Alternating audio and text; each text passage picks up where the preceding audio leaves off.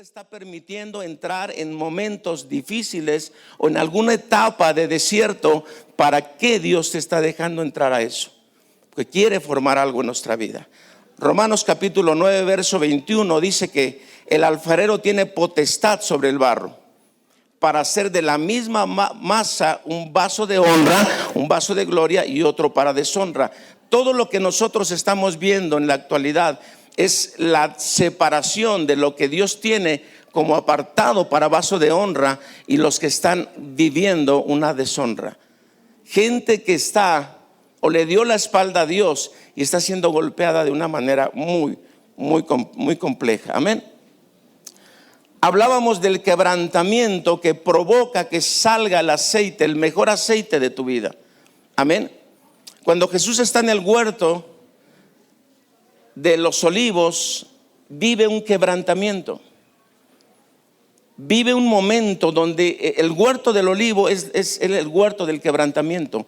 Ahí las olivas eran trituradas hasta que sacaba el mejor aceite. Diga, el quebrantamiento provoca que mi vida manifieste el mejor aceite.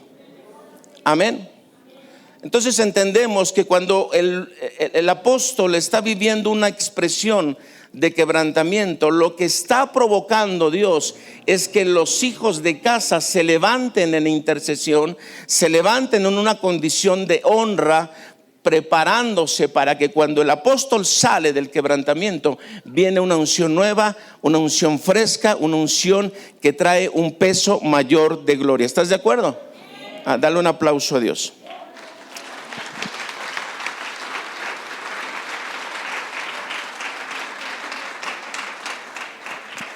Bien, entonces para entender nuestra posición de hijos de honra, necesitamos ver lo que Dios hizo desde el Génesis hasta Apocalipsis para que nosotros podamos expresar la honra que Él quiere que expresemos. Diga conmigo, somos una casa, somos un templo, somos un altar que manifiesta honra. Toda persona que tiene a Cristo en su corazón es una casa que tarde que temprano se va a encontrar en Apocalipsis capítulo 1 versos 5 y 6. ¿Qué dice Apocalipsis 1, 5 y 6? Al que nos amó y nos lavó de nuestros pecados y nos hizo reyes y sacerdotes para Dios su Padre. Amén. No podemos ejercer autoridad si no tenemos honra en nuestra vida. No podemos ejercer un sacerdocio si no somos una casa que esté intercediendo, que tenga comunión e intimidad con Dios. Amén. Entonces quiero hablarte de 7 casas que están en la Biblia. Yo sé que el apóstol ya lo dio, pero lo voy a repasar. Amén. 7 casas que están en la Biblia donde Dios manifiesta su presencia, su gloria, su paternidad. Primer casa, el huerto del Edén.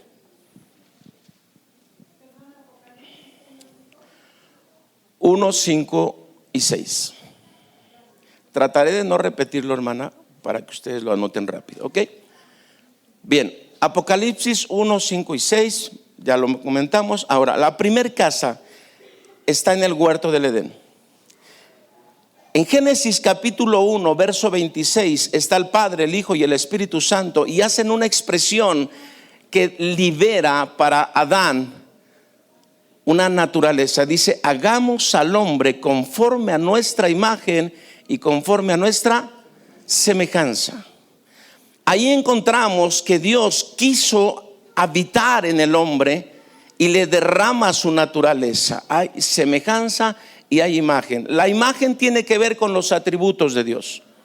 Siempre que encuentras la palabra imagen, tiene que ver con los atributos de Dios, que es bueno, justo, santo, misericordioso. Esa es la imagen.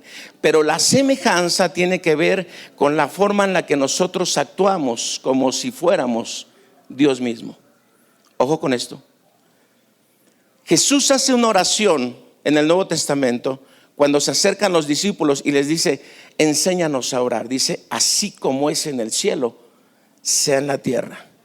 Jesús venía a hacer una manifestación de imagen y semejanza delante de todo el pueblo de Dios. Cuando Dios llama o cuando Dios desata sobre Adán la naturaleza de imagen y semejanza, Adán tenía que funcionar como si fuera Dios mismo con los atributos de Dios. Es importante entender que la primer casa es una casa de intimidad. Es una casa donde Dios se paseaba en el huerto con Adán y hablaba con él y le enseñaba y le daba diseños para que Adán los ejecutara. Diga conmigo: poder y autoridad. Diga: poder y autoridad. Adán se mueve de una manera sobrenatural en el huerto. La palabra señorear quiere decir dominio. Y la palabra dominio traducido quiere decir ejercer como rey. Entonces Adán estaba en un lugar donde él tenía que administrar, gobernar, señorear como si fuera Dios mismo. Había una naturaleza divina en él. Ojo, el Padre, el Hijo y el Espíritu Santo dicen al mismo tiempo. Es el gobierno horizontal, el gobierno divino. Hagamos al hombre conforme a nuestra imagen y nuestra semejanza. ¿Estamos aquí? Ok. Había dos elementos: imagen y semejanza. Cuando Adán desobedece, en el momento de la desobediencia se activa la primer religión sobre la tierra. Ojo, tenemos que encontrar qué sucedió en el huerto, en la primer casa.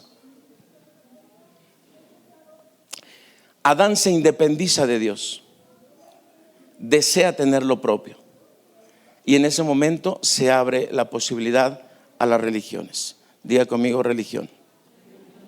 ¿Qué es la religión hoy en día? Le voy a dar una síntesis de todo esto. La religión es un sustituto, un obstáculo, una usurpación y una mentira que va en contra del reino. La religión es la principal proveedora de incredulidad hacia la raza humana. La religión siempre te va a llevar a escapar de la tierra. Mientras el reino, cuando está sobre tu vida, quiere que baje el cielo a la tierra. La posición de una religión es llevar a la gente a un escape, que no sufras, que no enfrentes, que no pelees, que no heredes. La religión es la principal herramienta de Satanás para dividir al ser humano. La religión produce sirvientes, gente religiosa con una falsa mansedumbre y una falsa humildad. A mí me impresiona lo que estaba haciéndose aquí. Un altar, porque la presencia de Dios. Yo cerré mis ojos y cuando abrí los ojos, vi una nube en este lugar.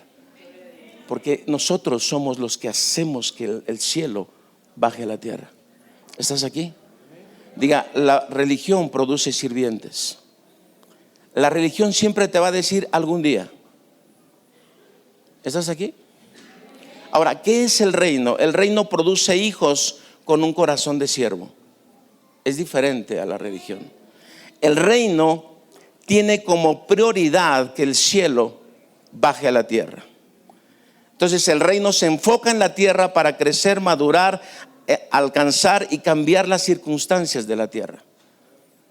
El reino siempre te va a demandar algo. Diga: el reino no es gratis. Diga: el reino no es gratis. El reino te va a demandar dos cosas. Diga: tiempo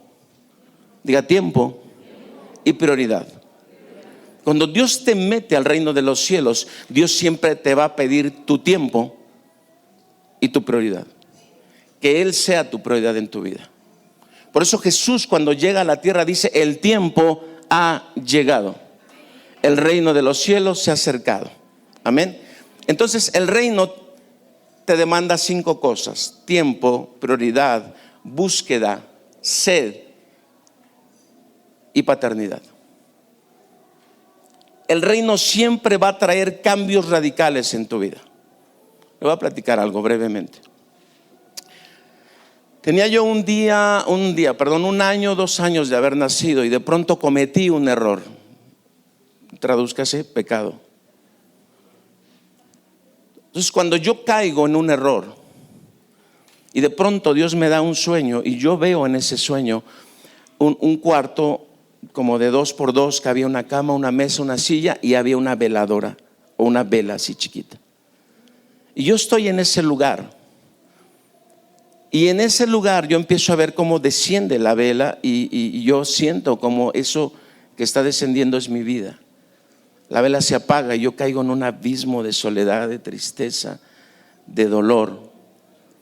Empiezo a llorar en el sueño y de pronto se prende nuevamente la vela y se aparece un tallo mayor, un tallo grande, y me dice Dios: yo soy el Dios de la segunda oportunidad. Yo soy el Dios de la segunda oportunidad. Y de hace 26 años yo he venido tratando de entender esto, porque el reino de los cielos siempre te va a demandar todo, tu tiempo. El reino siempre va a querer ser la prioridad en tu vida. Amén. ¿Estás aquí? El reino siempre va a buscar ser lo primero. El reino siempre te va a pedir todas las áreas de tu vida. Y el reino siempre te va a pedir que tú lo representes. No estás en el reino para ser independiente. El reino te lleva a ser un representante directo. Amén. Ahora, el reino se constituye de 4 cosas. 1, constitución. 2, lenguaje. 3, valores. Y 4, costumbres. Cuando hablamos de constitución estamos hablando de la Biblia. Cuando hablamos de lenguaje estamos hablando de la fe. Cuando hablamos de valores estamos hablando de honra, perdón, integridad y muchas más cosas. Y cuando hablamos de costumbres estamos hablando que en el reino hay fiestas constantemente. Cuando usted llega a un pueblo y dice: aquí los usos y costumbres son estos, y le celebran al santo patrono cada X tiempo, en el reino también hay costumbres, que son las fiestas. Diga conmigo: la esencia del reino es la palabra revelada. Si tú estás en el reino, Dios te está revelando constantemente a tu vida. Amén. ¿Estás aquí? Ok. Adán y Eva son expulsados. Cuando Adán y Eva son expulsados, en ese momento entra el plan de rescate sobre la raza humana. ¿Qué incluye el plan de rescate? Diga: 3 anhelos. El anhelo del Padre, el anhelo del Hijo y el anhelo del Espíritu Santo. El anhelo del Padre, como anciano de días, fue manifestar su paternidad de amor a su pueblo. Todo el Antiguo Testamento usted está leyendo cómo Dios perdona a su pueblo, cómo Dios le dice a su pueblo: vuélvete a mí, regresa a mí. Si hiciéramos pacto nuevamente, Dios siempre está queriendo manifestar paternidad a su pueblo. De hecho, el rescate, el cierre del rescate de Egipto es cuando Dios le habla a Faraón y le dice: Israel es mi hijo, déjalo ir. Diga: paternidad. El anhelo de Dios. El anhelo del verbo es manifestar el modelo de hijo revelado. El anhelo del verbo es manifestar al hijo revelado para presentar al Padre. Jesús siempre viene en la expresión del Nuevo Testamento a hablar del Padre. De hecho, toda la prédica de Jesús es paternidad, es reino y es poder. Entonces el verbo anhela manifestar al Padre. Y el anhelo del Espíritu Santo es liberar los niveles de gloria que tiene para el pueblo de Dios. Diga: Dios nos ama en extremo. Amén. Diga: las necesidades del reino es tiempo, prioridad, búsqueda, justicia y paternidad. Las necesidades del mundo son agua, comida, ropa, vivienda, protección y seguridad. El mundo siempre va a estar buscando lo natural. ¿Estamos aquí? Voy a pasar muy rápido porque tengo que llegar a la casa 7. Amén. ¿Qué manifiesta la primera casa? La posición de un hijo que lo pierde todo. Diga: Adán lo perdió todo. Lo perdió todo. perdió la casa, perdió la paternidad, perdió el reino, la autoridad, el poder, lo perdió todo. Entra a la segunda casa donde Dios empieza a manifestar su gloria. Diga, los altares. Usted sabe que en los altares hay un requisito, tiene que ser de piedras no labradas. Un altar tiene que ser de piedras no labradas. Dios busca ser el autor del proceso de cada una de las piedras. De hecho, Pedro lo manifiesta, que nosotros somos piedras vivas. ¿Estamos aquí?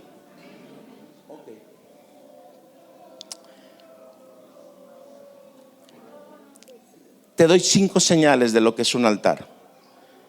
El altar es la señal de la presencia de Dios donde Él se va a manifestar. El altar es levantado para buscar misericordia. El altar tiene como propósito establecer la relación de pacto con Dios. El altar es un instrumento de mediación. Y finalmente el altar es un lugar de adoración.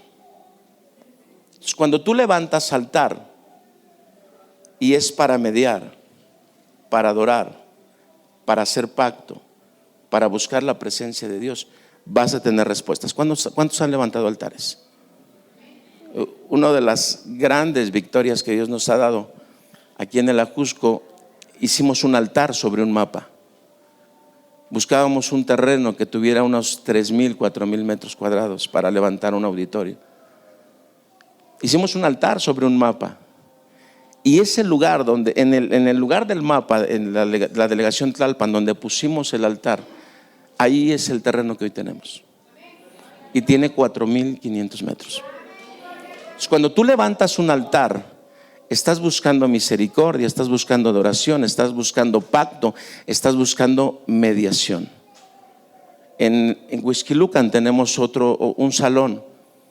Y cuando compramos el terreno y levantamos el altar en ese lugar, una de las pastoras que tenemos dice, se sorprendió porque donde estábamos poniendo el altar apareció un ángel gigante. El terreno está ahí, el terreno lo seguimos usando, seguimos haciendo trabajos, pero lo más importante es que tú sepas que el altar que tú levantes tendrá una repercusión donde tú lo levantes, porque es un diseño de casa. Es un diseño de casa. Entonces el altar lo utiliza como tal Abraham. Usted conoce que al salir Abraham de su tierra, Dios lo lleva a levantar 5 altares. ¿Sí sabes eso? Ok, vamos a ver cada uno de los altares rápido. Dice Génesis 12:7.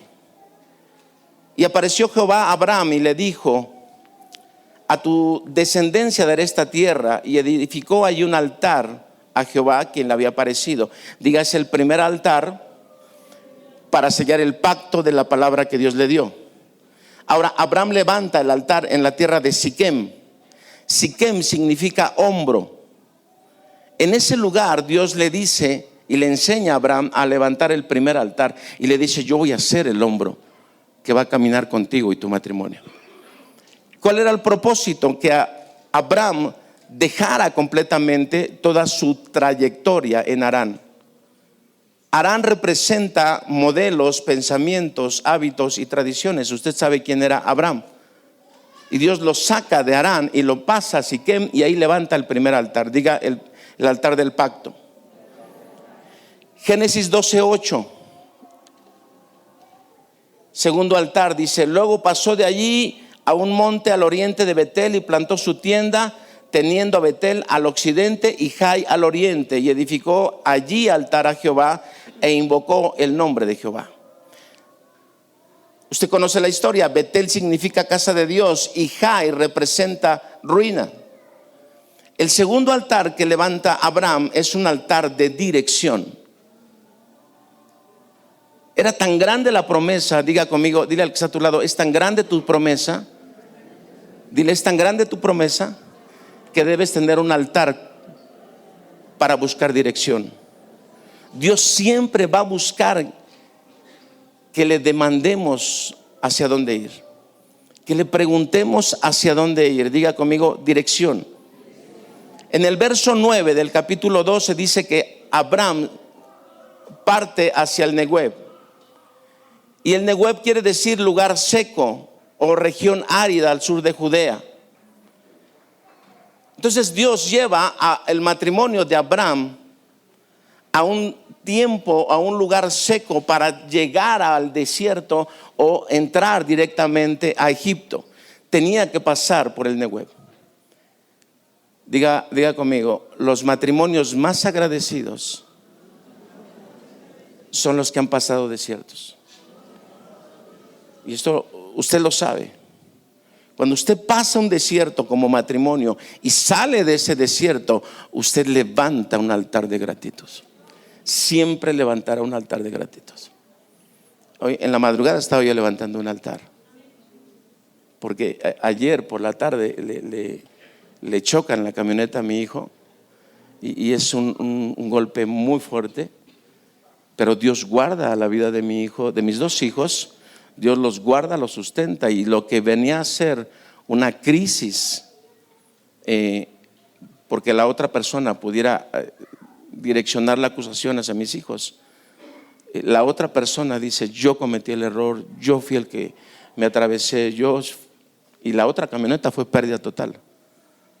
Entonces nosotros siempre estamos levantando un altar constante, porque nuestros desiertos provocan una gratitud delante de Dios.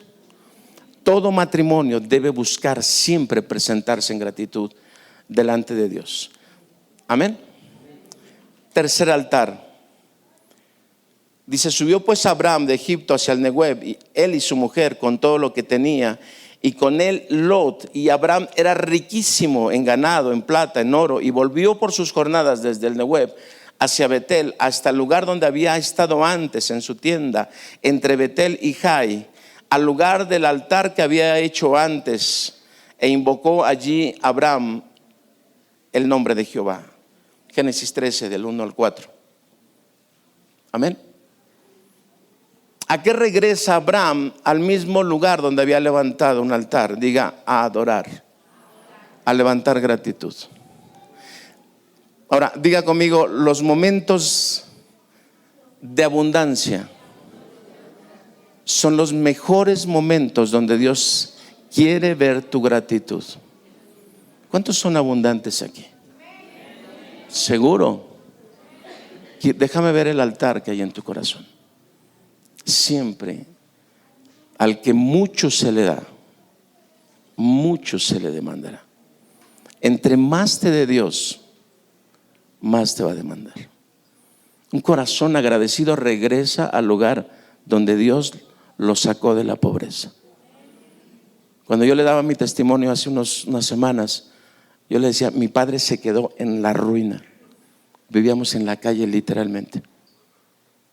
Durante muchos años viví en un lugar donde me prestaban para vivir. Cuando yo hago pacto con Dios y Dios me empieza a bendecir en abundancia, y no estoy hablando de dinero, estoy hablando de sabiduría, porque cuando tú tienes sabiduría, tú eres generador de riquezas. Entonces Dios me empezó a dar sabiduría. A los 20 años que conozco a Dios y no tengo nada, a los 47 años que hoy tengo mucho más que suficiente. Más que suficiente. Le digo esto y se lo digo porque lo hablo con mi esposa. No tenemos necesidad de nada, absolutamente de nada. De nada. De ser una persona desahuciada, de tener una esposa que era estéril, a tener 5 hijos, a tener lo necesario. Perdón, 3 hijos. Es que traigo 2 hijos espirituales. Ok, si ya me estoy resbalando, no lo vaya a ver mi esposa. Ok, tenemos más que suficiente. Abraham regresa al lugar donde estaba en pobreza y levanta un altar de adoración, de gratitud. Tercer altar. Cuarto altar. Génesis 13, verso 14 al 18. Y Jehová dijo a Abraham, después que Lot se apartó de él: alza ahora tus ojos y mira desde el lugar donde estás hacia el norte, el sur, al oriente y al occidente, porque toda la tierra que ves te la daré a ti y a tu descendencia siempre. Y haré tu descendencia como el polvo de la tierra, que si alguno puede contar el polvo de la tierra, también tu descendencia será contada. Levántate, ve por la tierra a lo largo de ella y a lo ancho, porque a ti te la daré. Abraham pues, removiendo su tienda, vino y moró en el encinar de Mamre, que está en Hebrón, y edificó allí altar a Jehová. Cuarto altar. Mamre quiere decir firmeza, y Hebrón quiere decir alianza. Viene Abraham al lugar de la tierra que ya Dios le dio para poseer, y ahí se cumple entonces la firmeza y la alianza con Dios. Diga: Dios, todo lo que me promete. Dile al que está a tu lado: todo lo que te promete lo va a cumplir. Como 3 lo creyeron. Todo lo que Dios te promete lo va a cumplir. Todo lo que Dios te promete lo va a cumplir.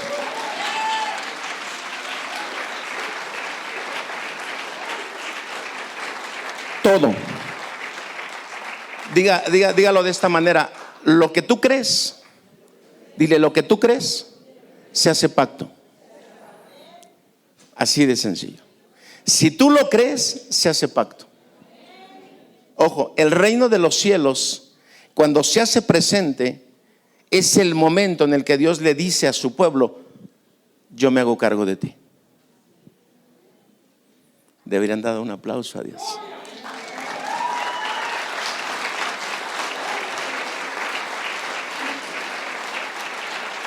El reino de los cielos se hace presente, y Dios dice a través de su Hijo que si buscamos primeramente el reino de Dios y su justicia, todo lo demás viene por añadidura. ¿Sabes cuánta gente se desgasta queriendo o alcanzar la chuleta? Y la verdad no la alcanza. ¿Cómo te das cuenta que no la alcanza? Por sus diezmos. Tengo empresarios en casa que me dicen: deseo diezmar 1 millón de pesos. Y no está lejos. Si usted desea que Dios le prospere, tiene que despojarse de las finanzas. Cuando yo diezmaba 100 pesos, era mucho. Era mucho. Pero hubo un tiempo en el que diezmé de 20 a 30 mil pesos mensuales. Y mi apóstol me decía: no dejes la empresa. Pero Dios me dijo: cierra tu empresa. Porque lo primero que Dios hace es buscar que tu corazón no se aparte de Él. Amén. ¿Cuántos quieren abundancia? Lo que creas se cumple. Solo lo que creas. Lo que no creas, es más, yo me aventé un reto con Dios. Estaba sentado en la tercera fila, bien me acuerdo, y el apóstol estaba diciendo: hoy usted va a ser sano. Y yo le dije a Dios: si tú puedes, yo quiero. Si tú puedes, yo quiero. Eso es un reto para Dios. Si tú puedes, yo quiero. Y Dios quiso. Y pudo. Y vivo por Él.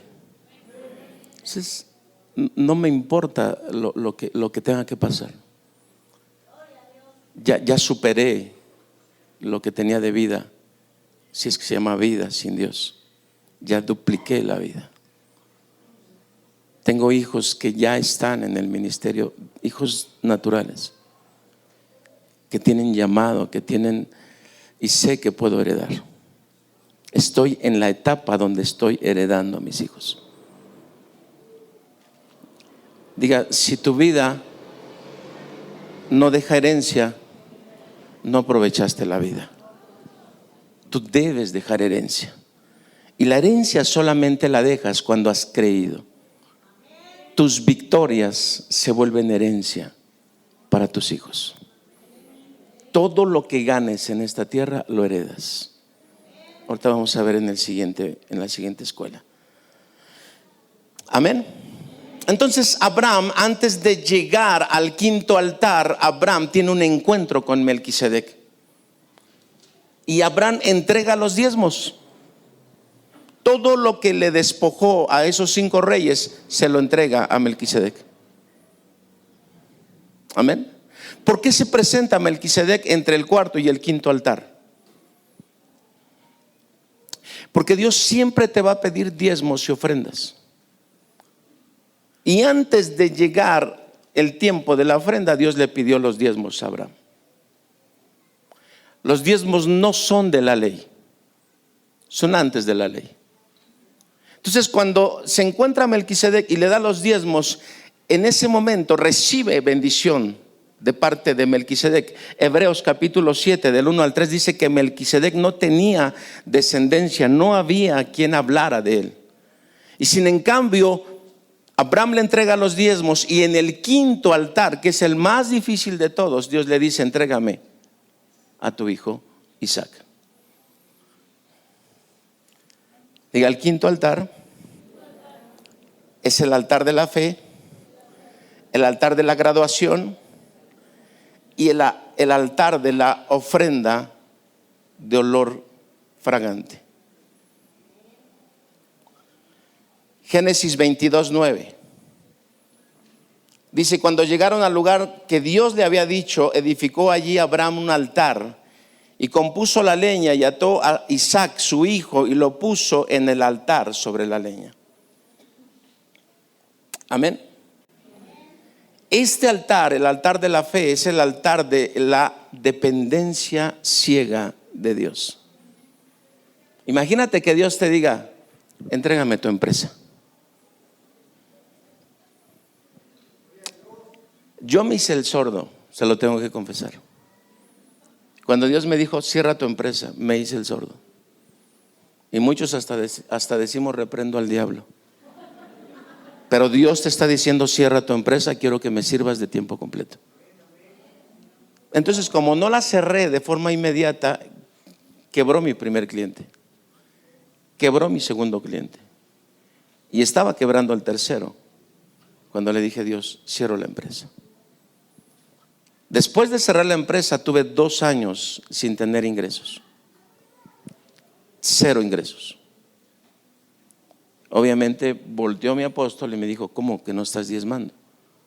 Dije: bueno, pues ya cerré la empresa. Te dije que no la cerraras. Sí, pero yo le obedezco a Dios primero. Cerré mi empresa. Al cabo de 2 años, Dios habla a mi esposa y a mí, porque para eso Dios nos llamó en matrimonio.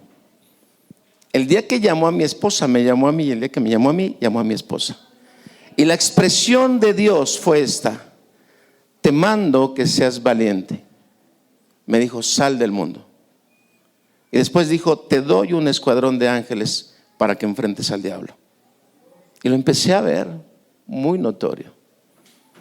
Diga: poder y autoridad. Jesús siempre buscó que su pueblo caminara con poder y autoridad.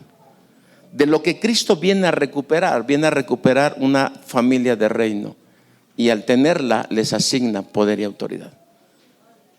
Hechos capítulo 1, Jesús les dice: recibirán poder. Y en Mateo y en Marcos les dice: y en mi nombre echarán fuera demonios. Autoridad. Pero hace falta un ingrediente más. Si nosotros leemos otra vez Apocalipsis 1, 5 y 6, dice que somos reyes y sacerdotes. Usted puede tener poder y autoridad y echar fuera demonios. Pero llegó un grupo de gente y le dijo: Jesús, en tu nombre hicimos milagros, en tu nombre echamos fuera demonios. Y Jesús les dijo: no te conozco.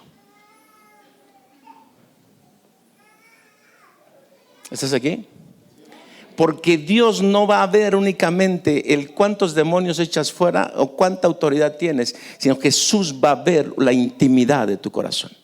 Por eso le dijo a Isaías: este pueblo de labios me honra, su corazón está lejos de mí.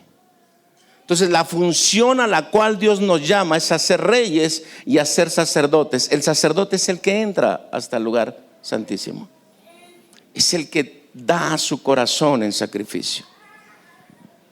Diga: un sacerdote no sale del lugar santísimo, está ahí. ¿Usted por qué cree que Moisés terminó siendo manso en extremo? Porque el tercer modelo o la tercer casa es el tabernáculo. Y en el tabernáculo Moisés recibe el diseño sacerdotal. El sacerdocio de Leví le es revelado y levanta el tabernáculo y hace las 3 etapas de ese tabernáculo. Y entonces Moisés entra, termina el diseño y dice que la gloria de Dios cayó sobre el tabernáculo. Amén. Cuando Dios te pide en el quinto altar, te pide lo mejor, está buscando graduarte. ¿Cuántos han creído que han perdido algo? Yo creí que había perdido mi empresa. Eso creí yo.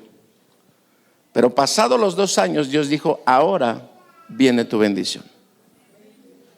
Y en una sola exhibición Dios trajo una cantidad que ni siquiera imaginaba. ¿Por qué? Porque Dios siempre te va a quitar algo porque tiene otra cosa mejor. Amén. Dios le pide a Abraham su único hijo. Era el día de graduación. ¿Cuál era el título de Abraham? El padre de la fe. El padre de la fe. Entonces la segunda casa tiene como característica un hijo de fe. La tercera casa entra el modelo del tabernáculo con Moisés. Vamos para allá. Éxodo 33:7.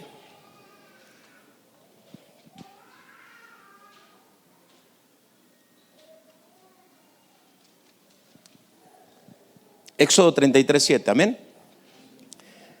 Y Moisés tomó el tabernáculo y lo levantó lejos fuera del campamento y lo llamó el tabernáculo de reunión. Y cualquiera que buscaba a Jehová salía al tabernáculo de reunión que estaba fuera del campamento. Y sucedía que cuando salía Moisés al tabernáculo, todo el pueblo se levantaba y a cada cual estaba en pie a la puerta de su tienda y miraban en pos de Moisés hasta que él entraba en el tabernáculo. Cuando Moisés entraba en el tabernáculo, la columna de nubes descendía y se ponía sobre la puerta del tabernáculo, y Jehová hablaba con Moisés. Y viendo todo el pueblo la columna de nube que estaba a la puerta del tabernáculo, se levantaba cada uno a la puerta de su tienda y adoraba. Y hablaba Jehová a Moisés cara a cara, y hablaba como cualquiera a su compañero.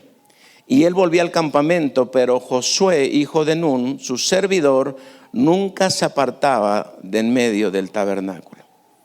Amén. El tercer modelo de casa habla del ministerio que se vuelve dócil delante de Dios.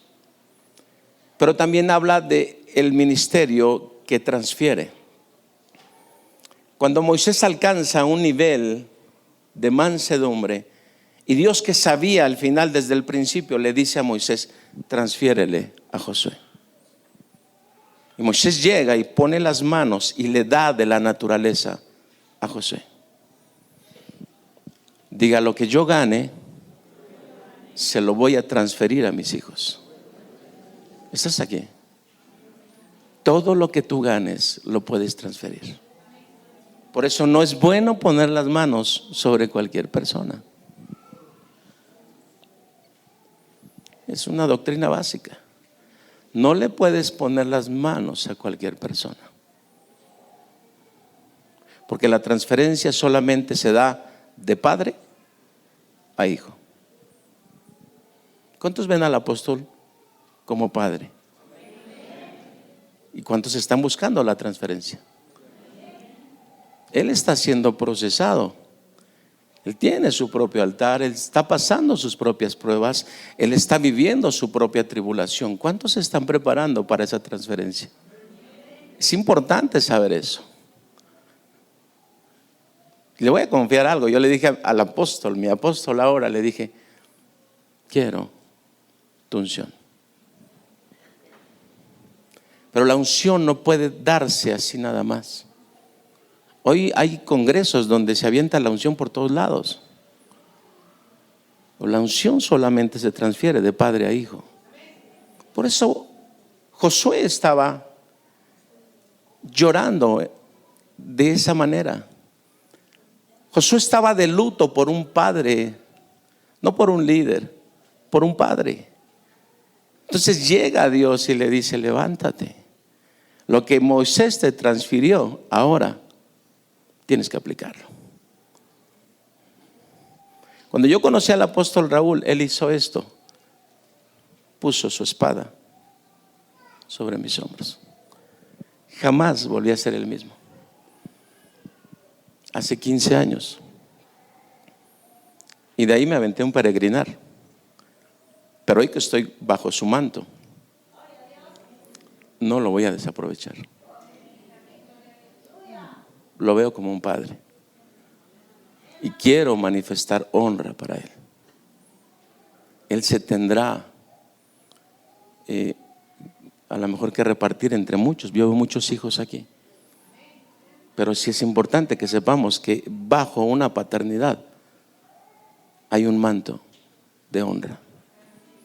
Por eso cuando alguien golpea la casa, cuando alguien falta a la casa, golpea a la familia, golpea al ministerio, golpea el manto. Hay un manto de honra en esta casa. Lo que yo vi es una nube que respalda al que Dios llamó al frente. No se lo vaya a decir. ¿Estás aquí?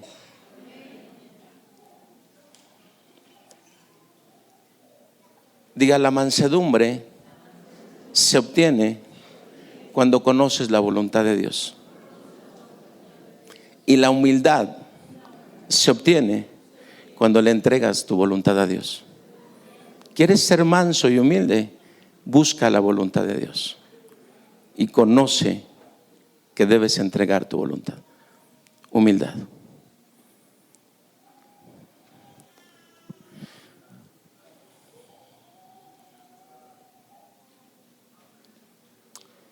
En este tercer modelo de casa vemos cómo el ministerio transfiere a su hijo. Cuarto modelo, el templo de Salomón. Primera de Crónicas 22, del verso 7 al 13. Está hermoso este texto. Dice así: y dijo David a Salomón: hijo mío, en mi corazón tuve el edificar templo al nombre de Jehová mi Dios. Mas vino a mí palabra de Jehová diciendo: tú has derramado mucha sangre y has hecho grandes guerras. No edificarás casa a mi nombre, porque has derramado mucha sangre en la tierra delante de mí. He aquí te nacerá un hijo, el cual será varón de paz, porque yo le daré paz de todos sus enemigos en derredor. Por tanto, su nombre será Salomón, y yo daré paz y reposo sobre Israel en sus días. Él edificará casa a mi nombre, y él me será a mí por hijo, y yo le seré por padre. Y afirmaré el trono de su reino sobre Israel para siempre. Ahora pues, le sigue diciendo David: ahora pues, hijo mío, Jehová esté contigo y seas prosperado y edifiques casa a Jehová tu Dios, como él ha dicho de ti. Y Jehová te dé entendimiento y prudencia para que cuando gobiernes a Israel guardes la ley de Jehová tu Dios. Entonces serás prosperado si cuidares de poner por obra los estatutos y decretos que Jehová mandó a Moisés para Israel. Esfuérzate pues y cobra ánimo. No temas ni desmayes. He aquí, yo con grandes esfuerzos he preparado para la casa 100,000 talentos de oro y 1,000,000 de talentos de plata. Y usted conoce lo que sigue. Diga: solamente el Hijo puede continuar la obra del Padre. ¿Cuántos hijos hay aquí? Dele un aplauso a Dios.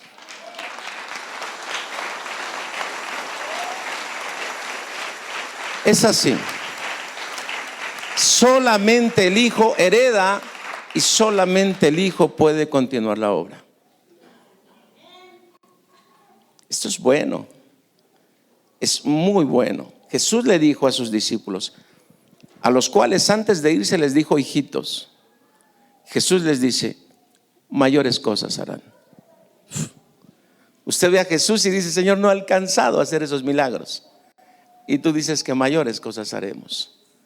Solamente el Hijo puede hacer lo doble. Lo doble. Ahora, en este modelo de casa de Salomón encontramos tres cosas que Dios le da a Salomón. Diga, sabiduría, administración y diseño. Ojo, cuando Dios le habla a Salomón, Salomón escribe 3 libros: Proverbios, Eclesiastés y Cantares. Proverbios, libro de sabiduría. Eclesiastés, libro de administración. Y Cantares, libro del diseño entre un hombre y una mujer. La relación más pura que debe habitar en el templo. Es hermoso. Imagínense, Salomón hace todo el diseño de los planos que su padre le hereda. Y ya terminando el diseño, cae la gloria de Dios de una manera impresionante, que los sacerdotes no pueden entrar a ministrar. ¿Estás ahí? Segunda de Crónicas 5:14. Después de meter el arca, que era lo único que faltaba, en el templo, la gloria de Dios cae. Dios nos está diciendo entonces que en el templo, el cual Él nos llama a hacer, tenemos que tener sabiduría, debemos tener administración y debemos tener un diseño sacerdotal de honra. Un matrimonio sacerdotal tiene que estar dentro de esta casa. ¿Cuántos están en matrimonio? Preguntaría yo cuántos no están en matrimonio, pero no lo voy a preguntar. ¿Cuántos quisieran estar en matrimonio? Esa es otra pregunta. Pero es importante saber que dentro de la casa Dios está desarrollando gente en matrimonio de altos niveles de honra, respeto, santidad. Amén. Cuarto nivel. Quinto nivel, Nuevo Testamento. Modelo de casa, el templo del Señor Jesucristo. Colosenses 1, verso 19 y 20. Dice, por cuanto agradó al Padre que en Él habitase toda plenitud, y por medio de Él reconciliar consigo todas las cosas, así las que están en la tierra como las que están en los cielos, haciendo la paz mediante su cruz. Amén. Este quinto modelo de casa es la casa de plenitud, donde Dios nos da el diseño de reconciliación entre el hombre hacia Dios. También es la primera casa apostólica. Este diseño es el diseño donde el Hijo complace el corazón del Padre. Y este diseño del templo o de la casa de Jesucristo representa el modelo que nos permite entrar a la presencia de Dios. Acuérdese de esto.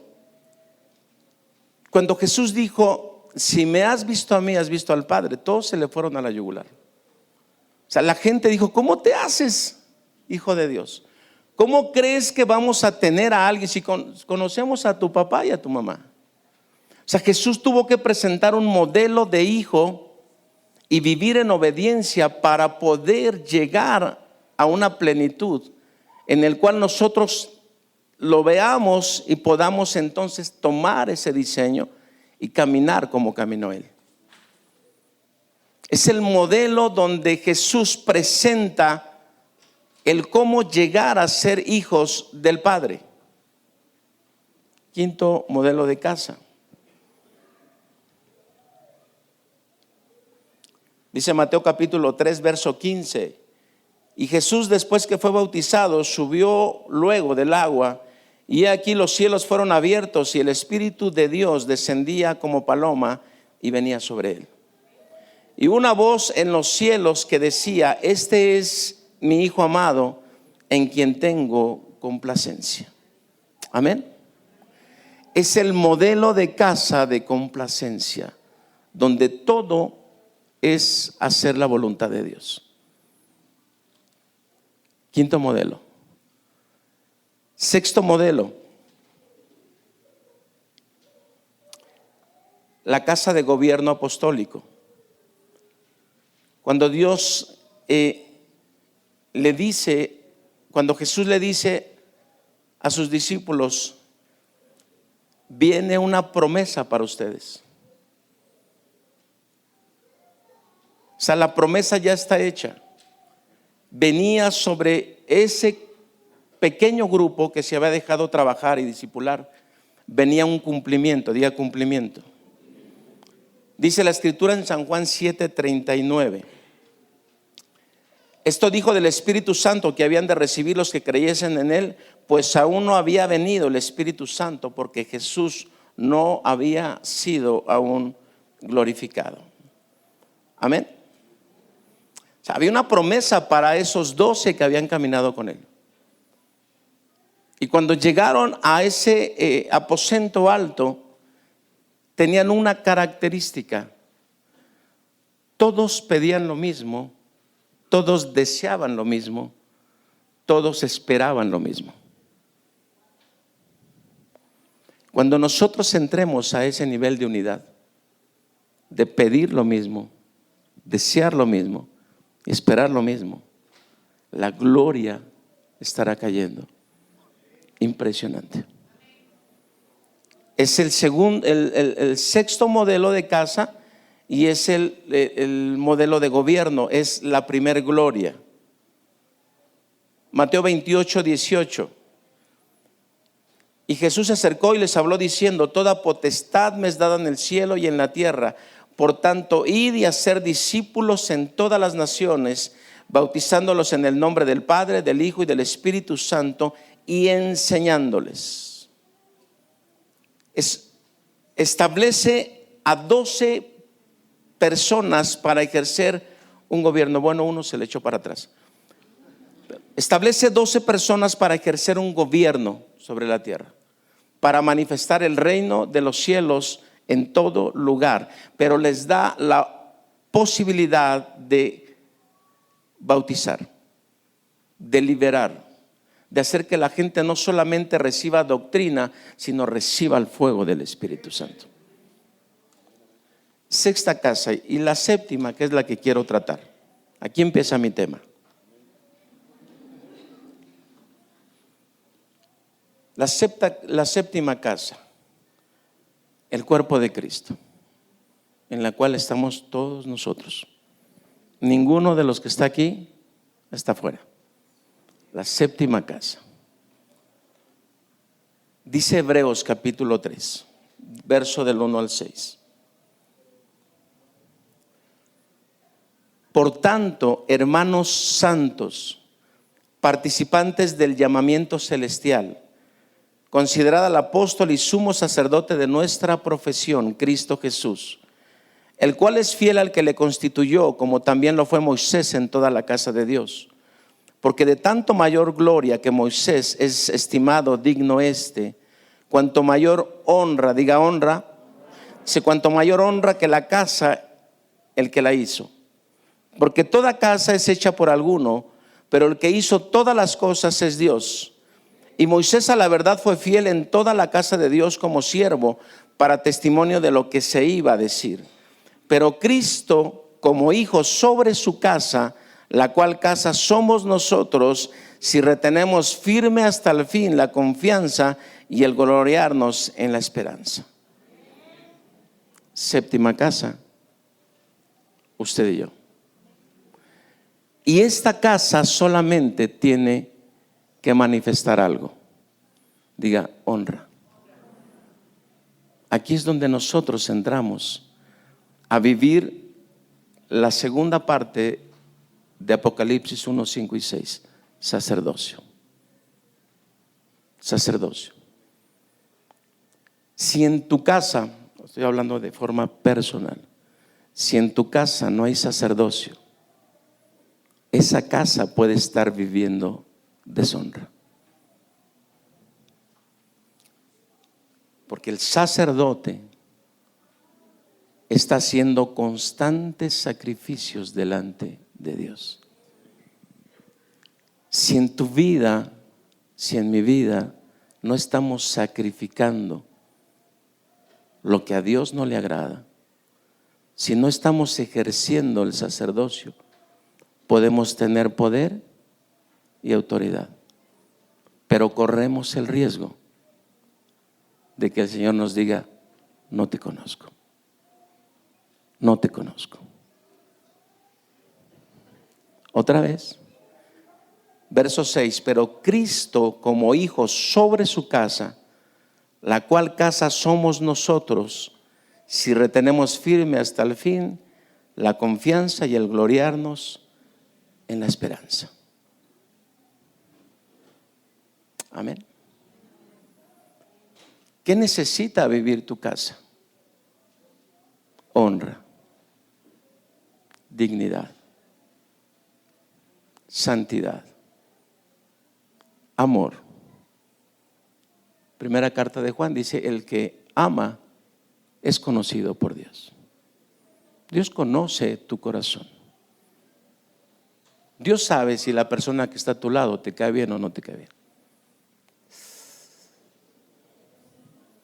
Aunque sea tu esposa. Dios sabe cómo está tu corazón o cómo está el mío.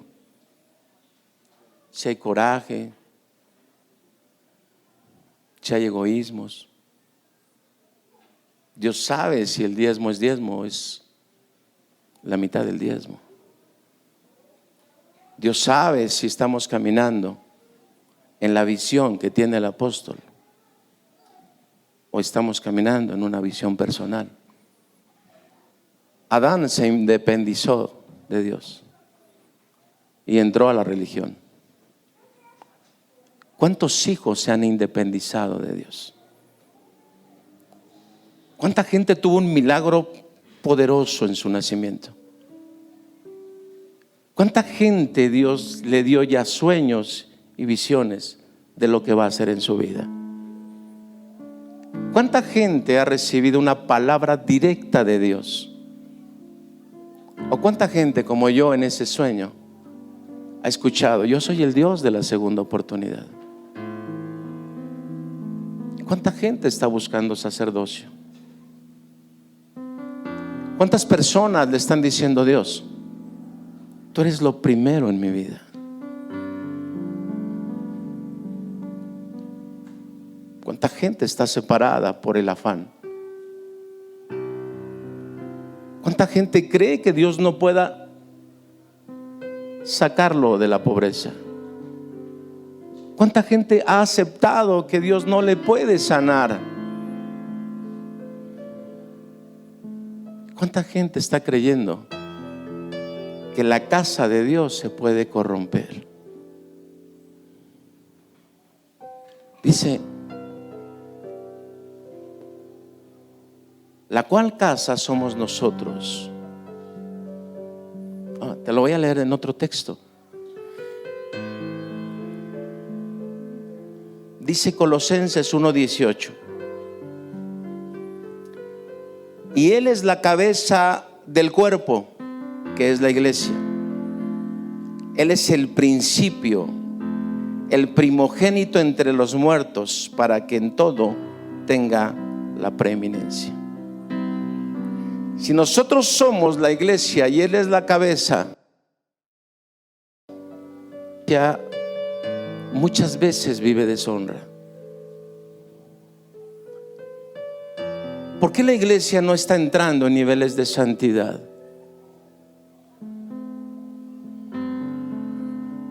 Cuando la Biblia dice que las vestiduras no pueden tener doblez, las vestiduras de la novia no pueden tener doblez. El doblez representa un atajo. Es un tramo de tela que lo doblas y llegas al punto sin cruzar todo el espacio.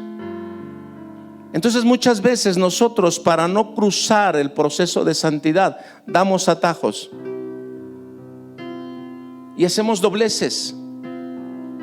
Y entonces la iglesia de Cristo no tiene o no está viviendo honra. Decíamos, no tiene peso. No tiene peso porque ha permitido religión en su vida, incredulidad. Satanás se ha enfocado en enviar dardos de incredulidad a través de gente cercana a nuestra vida. Y hay muchas personas que tienen una gran promesa de Dios. Yo pregunté, ¿cuántos pastores hay aquí? Aquí hay varios pastores. Aquí hay pastores. Aquí hay gente ministerial, pero todavía no lo cree. No lo ha creído. Entonces se acerca Pablo y les dice: es que en lugar de darles carne, les tengo que dar leche. ¿Por qué? Porque no quieren madurar. La séptima casa es la segunda gloria. Dice, porque la gloria postrera será mayor que la primera. Dios empezó con una casa que le dio la espalda a Adán. Abraham, el hijo de fe, que le creyó todo a Dios. Moisés, el siervo que había caminado en una negación y Dios lo volvió manso. David toma el arca y empieza a tener victorias contundentes, pero cae en un pecado. Salomón edifica el templo y todo lo hace conforme al diseño y hace todo y la gloria de Dios cae. Pero Salomón hace mezclas y termina teniendo 700 esposas. Si nosotros con una no podemos. 700 mujeres, 300 concubinas, y hace mezclas, y lo que era puro quedó profanado. Y después viene la restauración del templo y entra Esdras, Nehemías, Ciro. Pero también se presenta Esther, la mujer que es tipo de la iglesia, que le hace fiesta al rey, que se santifica para el rey, que se atavía para el rey.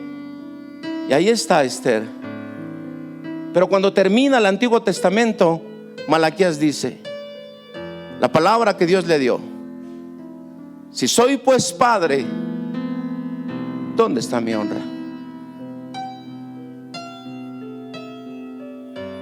Y esa expresión y esa palabra se la da al sacerdote, no se la da al pueblo, se la da al sacerdote. ¿Y qué es lo que Dios nos está haciendo o quiere que entendamos? Que el oficio sacerdotal no está ejerciéndose y no hay suficiente honra. Y yo he conocido muchas congregaciones, esta no, he conocido muchas congregaciones que a los hijos que Dios o que el pastor les dio confianza, se llevó la mitad de la iglesia. Y tú dices, ¿cómo es posible? Conocí una congregación donde un congregante varón se fue con la esposa del pastor. ¿Cómo es posible? O el pastor terminó con una congregante. Sacerdocios, altares profanados. ¿Tienen poder? Sí. ¿Echan fuera demonios? Sí, pero no hay intimidad con Dios. No hay intimidad con Dios. La séptima casa somos nosotros. Esta es la casa que va a experimentar el nivel más alto de gloria. La casa que va a manifestar el nivel más alto de reino. La que va a ser lo doble. Pero es la casa que tiene que hacer muchos altares. Que tu corazón sea un altar inviolable, inviolable delante de Dios. Que tu corazón tenga un fuego ardiendo todo el tiempo. Porque Dios es el Dios de la segunda oportunidad. Dios sigue buscando un pueblo, dice, y me he reservado unos cuantos que no han doblado su rodilla. Dios sigue buscando al fiel, al justo, al que tiene hambre y sed de justicia. Dios está buscando que nos hagamos uno con la visión que está al frente. Que está al frente. Yo ya vi al apóstol, se lo dije la vez anterior, yo ya vi al apóstol totalmente sano, totalmente restaurado, pero sabes, viene un peso mayor de gloria. Viene un peso mayor de gloria. ¿Y sabes dónde va a caer? En la casa de hijos, en la casa que tiene hambre, que tiene sed, que tiene necesidad de levantar un altar, en la casa que quiere hacer que las cosas cambien, porque el reino de los cielos, dijo Jesús, ha llegado el tiempo y prioridad, y todo lo demás Dios se hace responsable. Dios hace responsable. Dile al que está a tu lado: ¿cuánto sacerdocio hay en tu vida?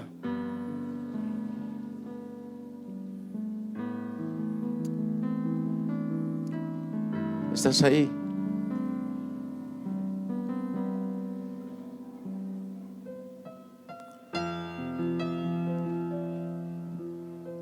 Corríjame, Romanos 8:19 dice: y la creación anhela la manifestación gloriosa de los hijos de Dios. ¿Está bien? La creación está esperando que tú y yo nos levantemos. Nos hace falta sacerdocio. Antes eran las piedras, después fue el tabernáculo, luego fue el templo, pero viene Jesús y recupera lo que perdió Adán, y entonces tú y yo somos casa y habitación de Dios. Casa y habitación de Dios. Diga: hace falta sacerdocio.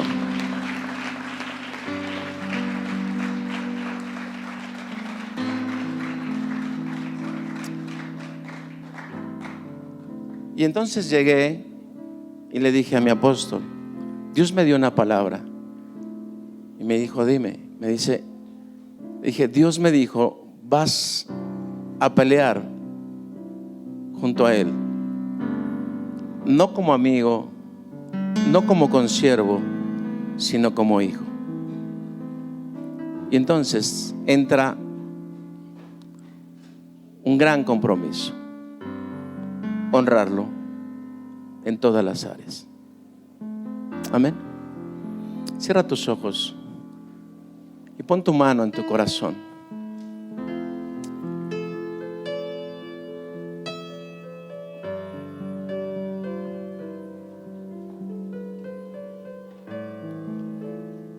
Quizás Dios te dijo hoy, te habló, te hizo entender que tú eres una casa donde Él quiere habitar. Quizás Dios te dijo hoy que hace falta sacrificio en tu vida, sacerdocio en tu vida. Quizás sea el momento en el que le digamos a Dios: he descuidado mi templo, mi casa, he aceptado religión, y hay líneas de incredulidad en mí. Ya ni siquiera creo que mi matrimonio se puede recuperar. ¿Qué ha contaminado, qué ha profanado tu templo? ¿El afán? ¿Qué ha profanado tu templo? Eres la casa más hermosa, porque en ti habita el Padre, el Hijo y el Espíritu Santo. Es la casa más hermosa.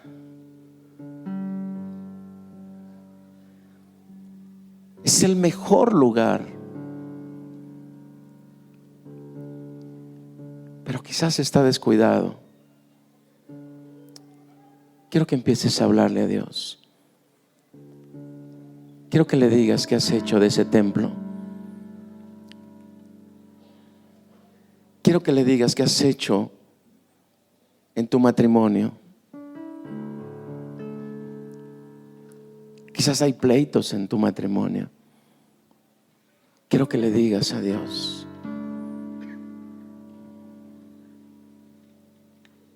Si está cuidada tu casa, solo adóralo. Pero si hay algo que no está bien, inclina tu rostro. Pongámonos a cuentas con Dios.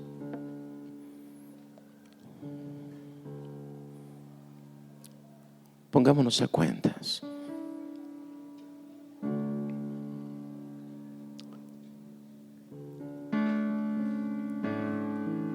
Papá Raúl está viendo a muchos. Está creyendo en muchos de ustedes. Ha creído en lo que Dios te ha dado.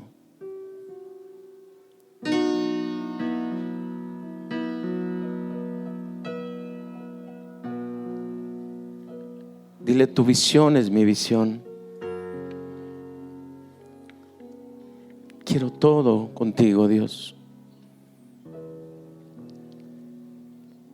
Quiero ser un portador de reino, pero también quiero ser un portador de sacerdocio.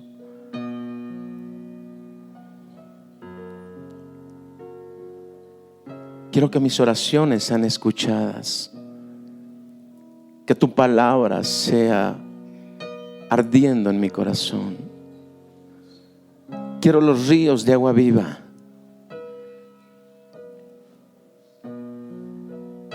Quiero entrar a tu presencia, quiero buscar tu rostro. Quiero estar ahí contigo. Dile a Dios, quiero estar ahí contigo. No quiero que nada me aparte de ti, Dios. No quiero que nada me separe. Te entrego toda deshonra, Padre. Toda palabra de juicio que he expresado, de murmuración que he expresado. Todo enojo, Señor. Toda división. Toda maldición que el enemigo sembró en mi vida sin darme cuenta. Todo lo que viene a ser tinieblas. Dile, quítalo, Señor. Quítalo, Señor. Quita de mí, Señor.